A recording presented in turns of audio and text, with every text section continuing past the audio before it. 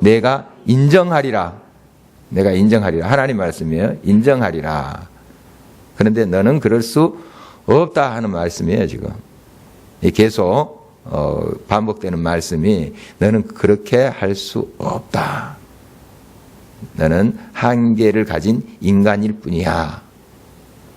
또 내가 지식이 많다 하지만은 그 지식은 극히 일부분이야 하는 것을 계속 말씀하고 있습니다. 여러분 이제 성경에 보면은 이 교만에 대해서 많이 지적을 해요. 우리가 참 이 교만이 우리도 모르게 우리 자신 속에 찾아오거든요.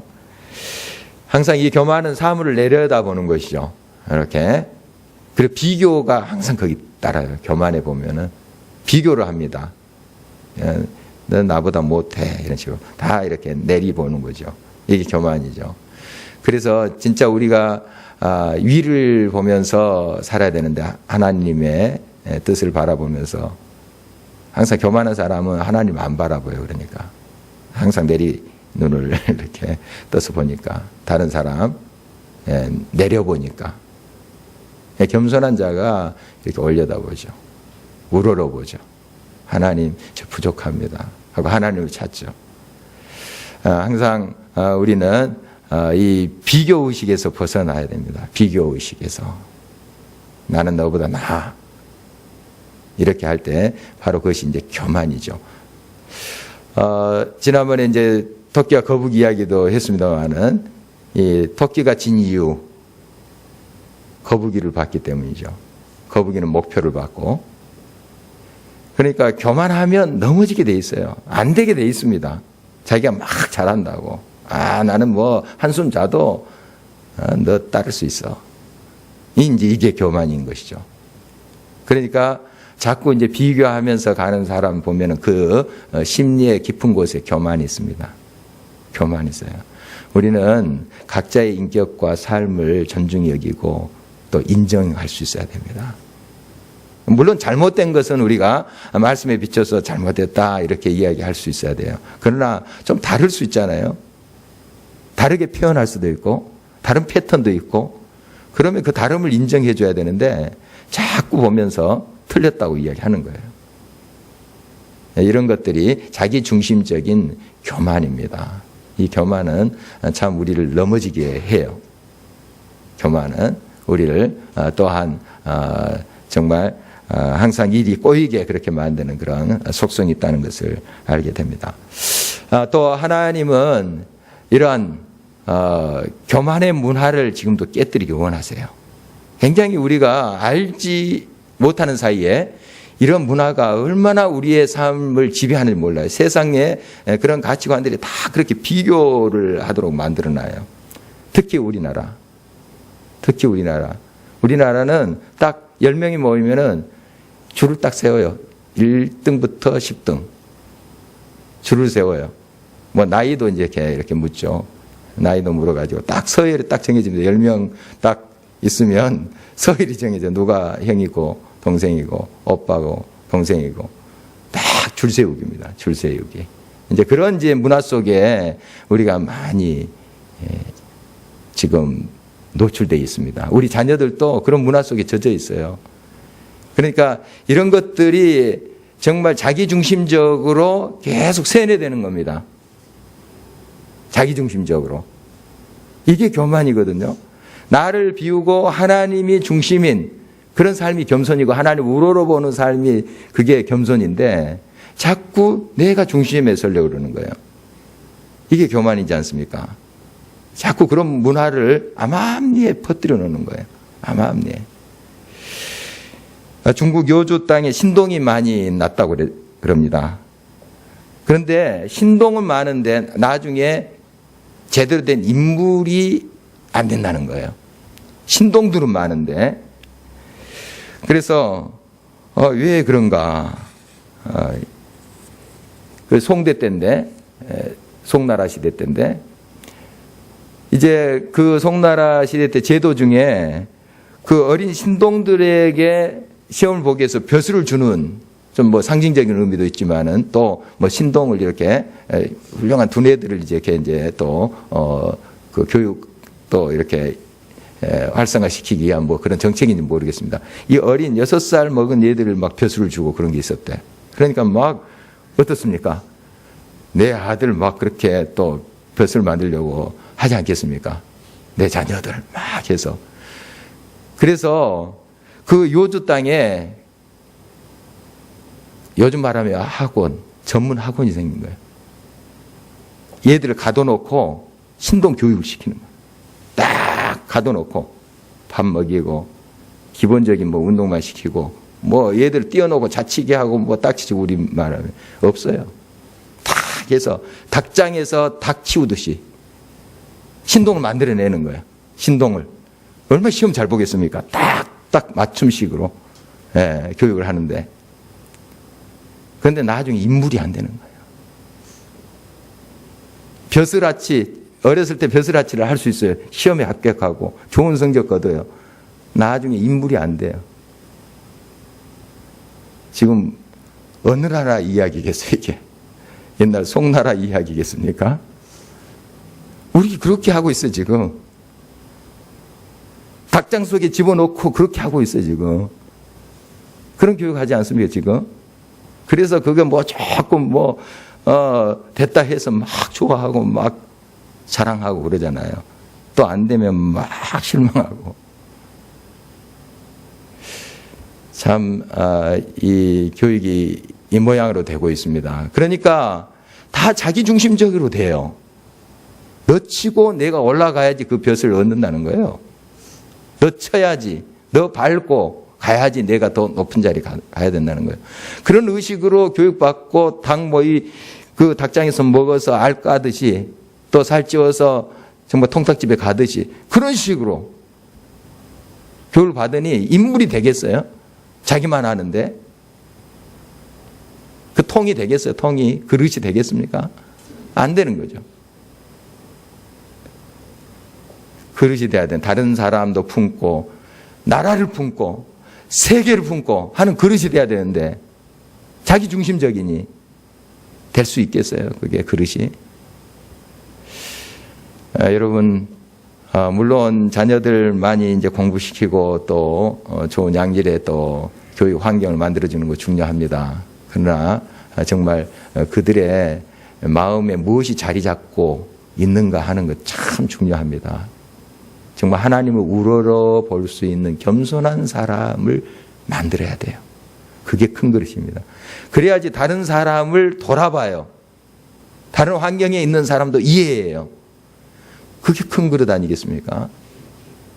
그 그릇이 정말 하나님의 손에 사용되면 크게 일을 감당할 수 있는 것 아니겠어요? 그런데 자기만 아는. 그래서 어떻게든 뭐 높은 자리에 가긴 해요. 자기중심적이니 그게 얼마나 큰 일을 또 감당할 수가 있겠습니까? 우리가 이런 이제 사실들을 한번 좀 생각해 봤으면 좋겠습니다. 정말 하나님은 교만한 자를 다 물리치십니다. 겸손한 자를 하나님께서 쓰시고 하는 모습을 봅니다. 완벽하게 그렇게 하세요. 그러나 여러분, 우리는 그렇게 이제 하기가 참 어렵죠. 그래서 우리가 하나님 앞에 지혜를 구해야 돼요. 항상. 우리도 모르게 세상의 그러한 가치관에 휩쓸려서 사는 거예요. 우리 많이 듣는 이야기잖아요. 우리 한국 교육계에 가장 영향력 있는 사람, 교육부 장관입니까? 옆집 아줌마래요. 옆집 아줌마. 많이 듣는 이야기지만은 마음에 새겨야 돼요. 옆집 아줌마가 자기 아들 학원에 보면 나도 학원에 보내는 거예요. 소질도 없는데. 피아노 학원 보내고, 뭐 무슨 학원 보내고 다 하는 거예요. 여러분, 비교하는 그런 차원에서 정말 하나님을 경외하고 하나님이 원하시고 바라시는 그 길이 무엇인가 하는 것을 우리가 잘 분별하면서 늘 나가야 되겠습니다. 그러니까 여러분, 뭔가 자기가 판단을 하고 세상을 읽을 줄 알고 세상의 이치에 대해서 논할 줄 안다고 착각을 한 거예요. 자기가. 또 사람들이 그렇게 알아주고 하니까 또 그런 것 같거든. 자기가 또 말해놓고도 이게 참 내가 잘 말했네. 그런 순간들 있잖아요, 여러분. 착각을 한 거예요. 그러나 정말 그런 그것을 많이 깨닫고 깨달을수록 우리는 하나님 앞에 내가 모르는 게 많습니다.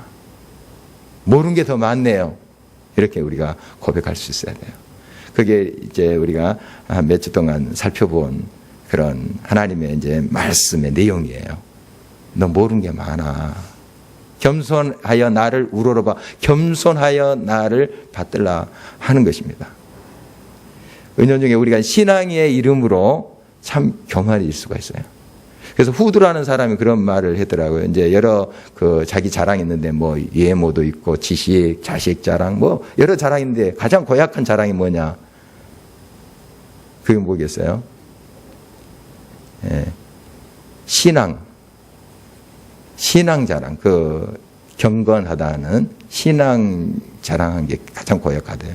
나 이만큼 믿음 있어 하는, 나 이만큼 깨달았어, 나 하나님 사랑해. 이게 굉장히 고약하대요. 여러분, 물론 우리가 하나님 사랑하고 겸손히 하나님을 바라보면서 하나님 더 알아가도록 하지만 하나님을 알면 알수록 그 빛 앞에 가까이 가면 갈수록 내가 너무 부족하구나. 이걸 깨달아야, 겸손을 배워가야 돼요. 이게 진짜 신앙인데, 이만큼 내가 깨달았어. 하나님 만났어. 하나님 체험했어. 이건 진짜 우리가 하나님을 잘못 믿는 거예요. 빛 앞에 가면 갈수록 나의 허점들이 보이잖아요. 컴컴할 때 우리가 서로 잘 얼굴 안 보이잖아요. 그런데 빛 앞에 가면 이제 환하게 보이잖아요. 더 가까이 가면 갈수록 더 보이잖아요. 캄캄할 때 이 방 안에 있는 이제 먼지가 안 보이지만 이 안에 얼마나 먼지가 많아요, 사실.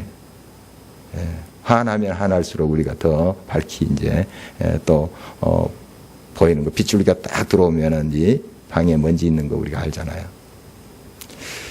여러분, 하나님 앞에 가면 갈수록 우리가 더 나약한 존재고 작은 존재는 거 아는 것이 바른 거예요. 바른 거예요. 내가 주의 은혜를 깊이 깨달았습니까? 성령의 깊은 체험을 했습니까? 정말 그럴수록 내가 주님 앞에 이렇게 나약하고 부족한데 나 같은 죄인을 이렇게 의롭다 여기시고 품어주시고 사랑하셨구나. 그 은혜에 감격하는 거죠. 이게 바른 깨달음이고 바른 만남이에요. 그래서 하나님을 진정으로 만난 사람은 겸손할 수밖에 없어요. 겸손해져요. 겸손해질 수밖에 없다고요. 그분의 크심을 내가 발견하면서 얼마나 내가 작은 것을 발견하게 되니까 겸손할 수밖에 없죠. 우리가 항상 사실을 마음에 새겨야 되겠습니다. 고린도 교회 성도들이 참 은사가 넘쳤죠. 은사가 넘쳤는데 정말 그 교회가 은사가 넘치면은 막 서로 사랑하면서 서로 받들면서 이렇게 정말 분위기가 좋아져야 되는데 분열이 생긴 거예요. 막 은사가 막 불이 듯이 일어난, 방언하죠, 뭐 통역하죠, 병 고치는 은사 있죠. 뭐 대단했습니다. 여성 파워가 또 셌어요. 여성들 보니까 더 뜨거웠어요. 요즘도 그렇지만 그 당시에는 더 아마 뜨겁게 그렇게 교회에 헌신한 것 같아요. 그래서 얼마나 그냥 대단했는지 모릅니다. 그런데 서로가 그것 때문에 막 분쟁이 일어나는 거예요. 무슨 파, 아볼로파, 바울파, 뭐 그리스도파, 막 갈라지는 거예요. 은사가 있으면 하나님의 성령과 그 하나님의 놀라운 은혜를 경험하면 서로가 더 아름답게 그것이 하모니를 이뤄서 꽃피어야 되지 않겠어요? 그게 바른 하나님의 뜻인데, 은사가 있는데 더 부딪히는 거예요. 이게 뭡니까? 교만한 거예요. 서로 나의 은사가 더 귀하다는 거예요. 강하다는 거예요. 그러니까 이제 막 분열이 되는 겁니다.